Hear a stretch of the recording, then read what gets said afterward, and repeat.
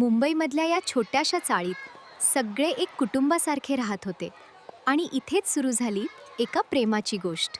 आज पुन्हा उशीर झाला पाणी भरायला. ती हसते तेव्हा सगळं जग जग सुंदर वाटतं.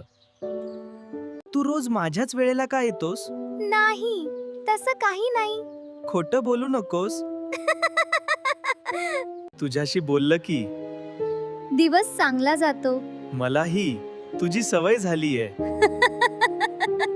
हे सामान कुठे चाललीस? आम्ही ही चाळ सोडून जातोय. मग आपलं काय? प्रेम जागेवर नाही, मनावर होतं. ही आमची नवीन घराची चावी. मला का देतेस? कारण त्या घरात तूही असणार आहेस कायमचा. चाळ छोटी होती, पण त्यांचं प्रेम खूप मोठं होतं.